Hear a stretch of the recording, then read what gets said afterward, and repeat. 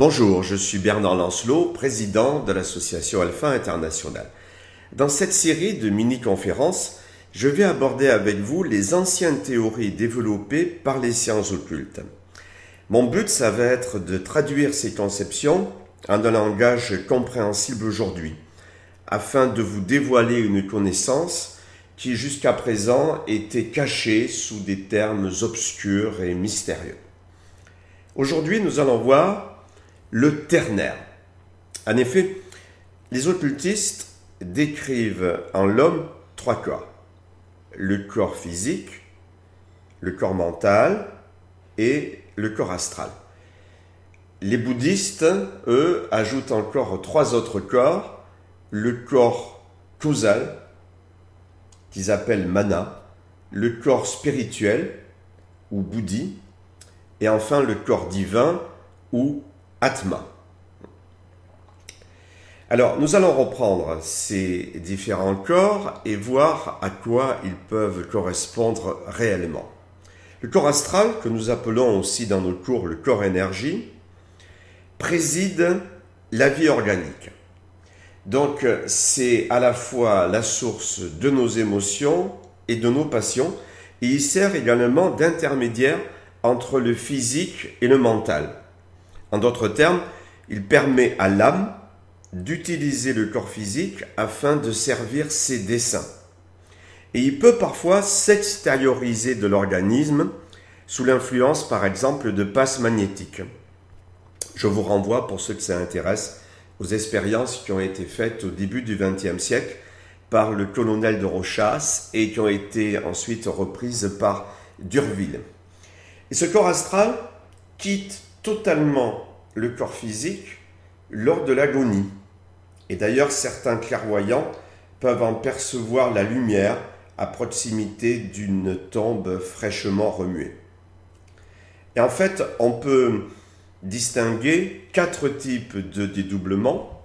Le dédoublement volontaire, il y a des méthodes que nous enseignons à nos membres qui permettent volontairement d'extérioriser son corps astral. Il y a aussi le dédoublement spontané, c'est quand ce type de choses survient naturellement. Par exemple, il faut savoir que chaque nuit, dans certaines phases de votre sommeil, vous vous dédoublez. Votre corps astral plane à quelques mètres au-dessus de votre lit, mais comme vous êtes endormi, bien sûr, vous n'en avez pas conscience. Mais néanmoins, il y a un détail, il y a un indice qui peut vous permettre de vous en apercevoir, c'est lorsqu'en pleine nuit, tout à coup, vous avez l'impression de rater une marche ou de tomber au fond d'un puits. Cela provoque un sursaut au niveau de votre corps physique. Eh bien, ce sursaut ressenti au niveau du corps physique correspond en fait à l'instant précis où le corps astral réintègre son enveloppe de chair. Donc, dédoublement volontaire, dédoublement spontané, dédoublement sous hypnose, c'est quelque chose que nous pratiquons. Par l'hypnose, on plonge la personne en transe et ensuite, par passe magnétique, on va progressivement extérioriser son double. Et généralement, le corps astral se dégage par la gauche et se concentre peu à peu sous la forme d'un petit nuage que les médiums peuvent voir d'ailleurs. Et au fur et à mesure que l'expérience se prolonge, le nuage grossit, le nuage s'étend, jusqu'à finalement imiter la forme complète du corps physique. Et à ce moment-là, si avec un couteau ou une aiguille, eh bien, on pique le corps physique, la personne ne ressent absolument aucune douleur.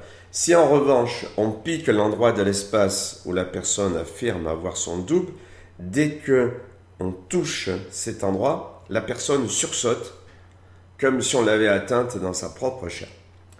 Et enfin, dernier type de dédoublement, c'est le dédoublement, on l'a vu, lors de la mort, lors de la phase d'agonie. Il y a également extériorisation du double. Et au départ, il y a un lien entre le corps astral et le corps physique. Ce lien, on l'appelle en occultisme la corde d'argent. Et ça correspond en fait à un lien fluidique. Et en fait, la mort correspondrait, d'un point de vue occulte, à l'instant précis où la corde d'argent est rompue. Dès lors, le double est complètement libéré et le cœur cesse aussitôt de battre. Alors, ce corps astral dont je viens de vous parler correspond à ce que les parapsychologues à l'heure actuelle appellent le corps-énergie. Ce qui nous prouve d'ailleurs que la parapsychologie ne fait que redécouvrir un savoir réservé jadis aux initiés.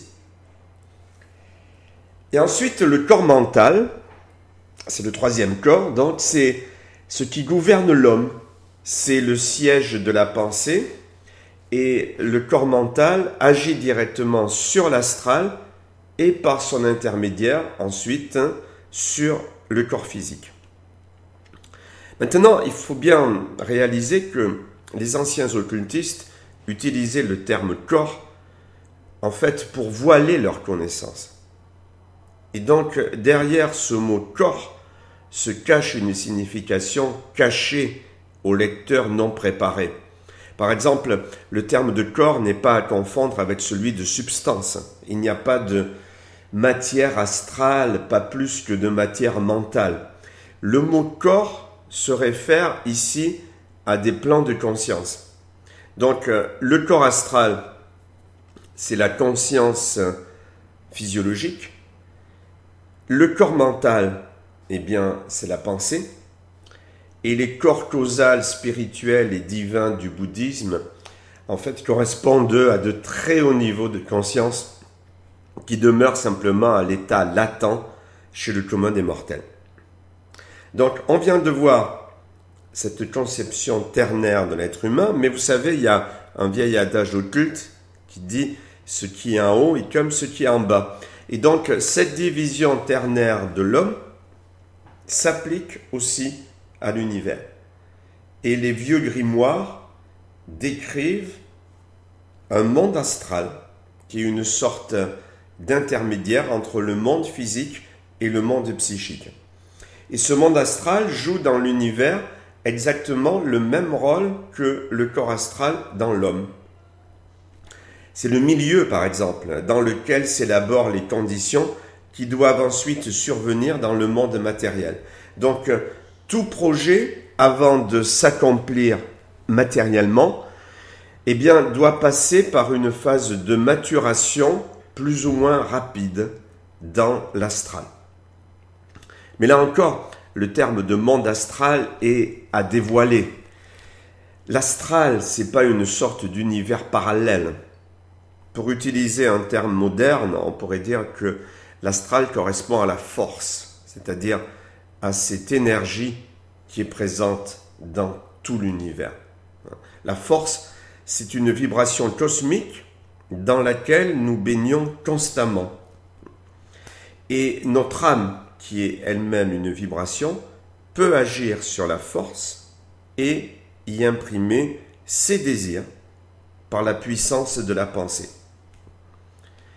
Donc, les vibrations de l'âme produisent au sein de la force des vibrations analogues, vous savez, par l'effet d'harmonie.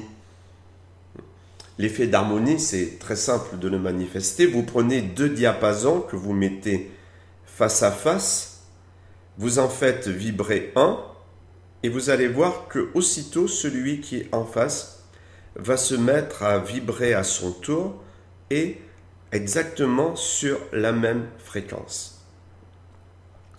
Donc, toutes les pensées sécrétées par l'homme, les bonnes comme les mauvaises, vont s'imprimer dans la force. Ainsi, chaque fois que nous avons un désir, nous induisons un désir dans la force qui va, par son propre dynamisme, chercher à se réaliser.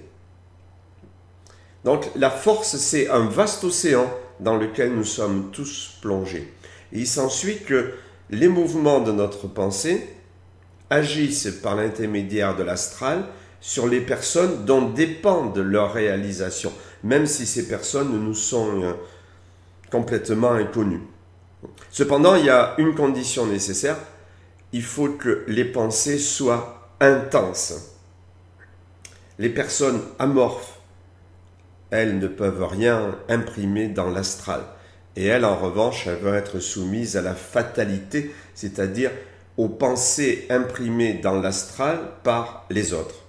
Et ces personnes ne sont absolument pas maîtres de leur destin. Donc l'astral, c'est ça, c'est ce vaste océan de fréquences et de forces dans lequel nous baignons tous. Et l'astral, on lui a jadis donné beaucoup d'importance, car il était utilisé principalement par les magiciens noirs pour réaliser leurs sombres projets. Alors, c'était une importance peut-être qui était exagérée, car en fait, le plan astral, c'est pas un plan à part entière, c'est même pas un des 7 plans cosmiques, mais c'est simplement l'intermédiaire entre le premier plan, le plan physique, et le deuxième plan, le plan psychique. C'est l'endroit, si vous voulez, où ces deux plans s'interpénètrent.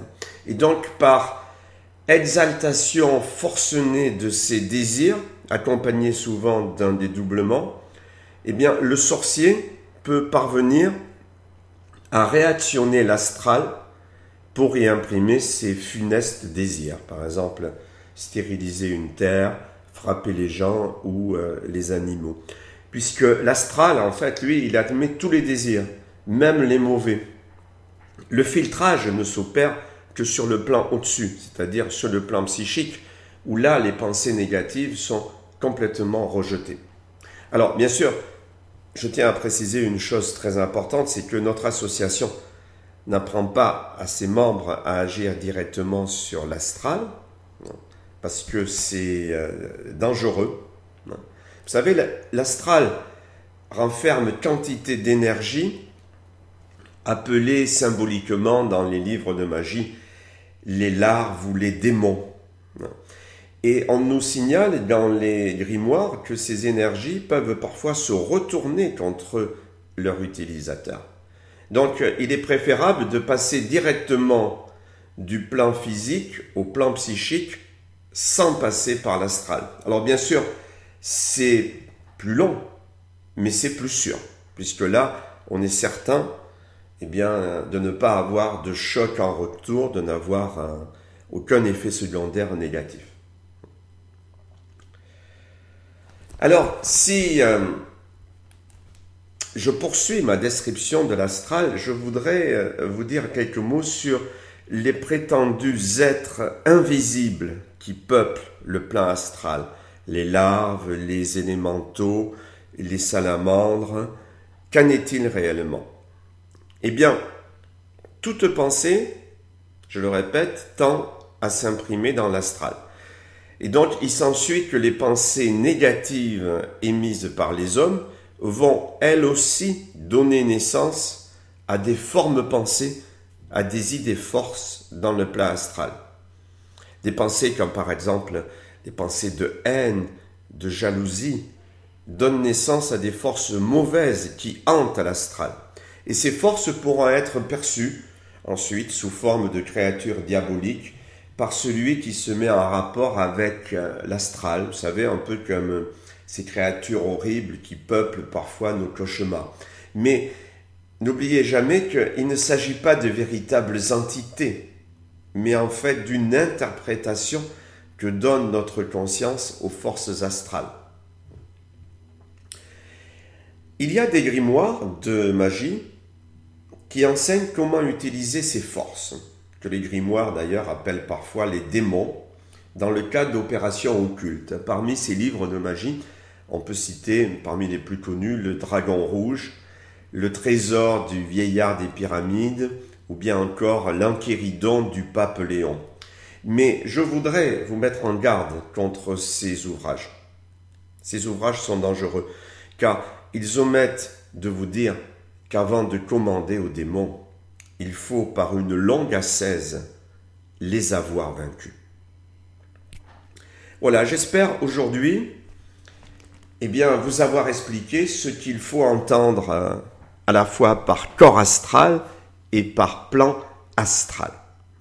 Et souvenez-vous que le véritable initié ne va jamais réactiver le plan astral, mais passer directement du plan physique au plan psychique. Dans ma prochaine conférence, je vais aborder un autre thème très important de la tradition occulte. Il s'agit de la loi du karma.